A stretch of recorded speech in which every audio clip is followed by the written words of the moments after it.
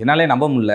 அப்படி ஒரு மசோதாவை மக்களவையில் நிறைவேற்ற போகிறாங்க. அதாவது முதல்வர் இல்லை அமைச்சர்கள், பிரதமர் அவர்கள் மீது ஏதாவது ஒரு குற்றவியல் வழக்குகள் இருந்துச்சு, இல்லை அவங்க மீது குற்றச்சாட்டு வந்துச்சுன்னா அவர்களை பதவி நீக்கம் பண்ண போகிறதா ஒரு மக்களவையில் ஒரு 3 மசோதாக்கள் உள்துறை அமைச்சர் அமித்ஷா அவர்கள் தாக்கல் பண்ணுறதா இன்றைக்கி செய்தி வந்திருக்கு சார். 30 நாட்கள் சிறையில் இருந்தால் 31வது நாள் தானாகவே அவர்களுடைய பதவியை ரத்து செய்யப்படும்.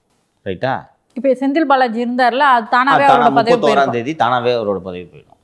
இது பிரதமருக்கும் இது மாதிரி பதவி போயிடும். நல்ல மசோதா அது சும்மா சொல்லு. பார்க்குறப்ப நல்லா தான் சார் இருக்கு. ரைட்டு. அப்படி தான் பார்க்குறதுக்கு ஓப்பனிங் எல்லாம் நல்லா தான் இருக்கும். மாநிலத்தோட காவல்துறை யாருக்கு கீழே செயல்படுது? முதல்வருக்கு கீழே. அந்த மாநில காவல்துறை முதல்வர் மீது வழக்கு பதிவு செய்யுமா? செய்யாது. அப்போ யார் வழக்கு பதிவு செய்ய முடியும்? மத்திய அரசு பதிவு செய்ய முடியும். அப்போது மத்திய அரசு அவங்களுக்கு பிடிக்காத மாநிலத்தோட முதலமைச்சர்களை அரெஸ்ட் பண்ணி உள்ளே போட்டுட்டு பதவி நீக்கம் பண்ண முடியுமா? பொய் வழக்காகவும் இருக்கலாம் இல்லையா? நமது நீதித்துறையின் நீதி பரிபாலனத்தின் அடிநாதம் என்னவென்றால் இன்னசென்ட் அன்டில் ப்ரூவன் கில்ட்டி. ஒரு நீதிமன்றத்தால் இவர் குற்றவாளி என்று தீர்ப்பு வரும் வரை அவர் நிரபராதி.